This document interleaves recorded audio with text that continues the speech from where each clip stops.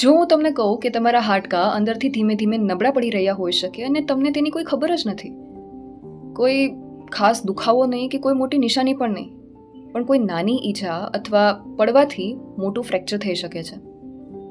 Hi, this is doctor Prachi Bansali, your physiotherapist, અને આ silent કન્ડિશનને osteoporosis કહેવાય છે અને આના વિશે જાણવું ખૂબ જ જરૂરી છે. ઓસ્ટિયોપોરોસિસ એ હાડકાનો એવો રોગ છે જેમાં હાડકાં ધીમે ધીમે નબળા અને પાતળા બનવા લાગે છે, જેના કારણે તેઓ સરળતાથી તૂટી શકે છે. દુનિયાભરમાં દર વર્ષે લગભગ 89 લાખથી વધુ હાડકાના ફ્રેક્ચર ઓસ્ટિયોપોરોસિસના કારણે થાય છે.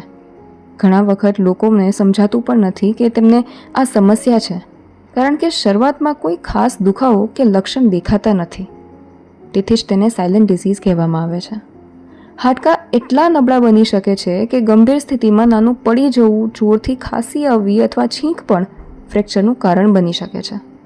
ઓસ્ટિયોપોરોસિસ પુરુષો અને મહિલાઓ બંનેને થઈ શકે છે, પરંતુ મેનોપોઝ પછીની મહિલાઓમાં તેનું જોખમ વધારે હોય છે. આ કારણો હાડકાં નબળા બનવાની અને ફ્રેક્ચર થવાની શક્યતા વધારી શકે છે.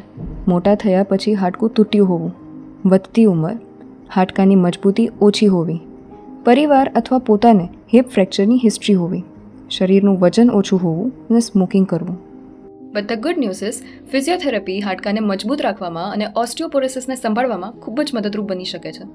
વજન સાથે થતી કસરતો જેમ કે ચાલવું, સીડીઓ ચડવી અથવા શરીર પર ભાર આવતી એક્ટિવિટીઝ, શરીરની તાકાત વધારતી કસરતો, ખાસ કરીને સ્નાયુ અને હાડકાં મજબૂત કરવા, બેલેન્સ અને સીધા પોસ્ચર માટે ટ્રેનિંગ જેથી શરીરનું સંતુલન સારું રહે, અને દૈનિક કામ સરળતાથી કરી શકાય એવી મોમેન્ટ ટ્રેનિંગ જેથી શરીર વધુ સક્રિય રહે.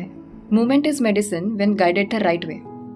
મજબૂત હાડકાં એક રાતમાં નથી બનતા, પણ શરીરને હલનચલન આપતો દરેક નાનો પ્રયત્ન પણ ખૂબ જ મહત્વનો હોય છે. So save this reel and share this with someone who needs a reminder to take their bone health seriously. Thank you.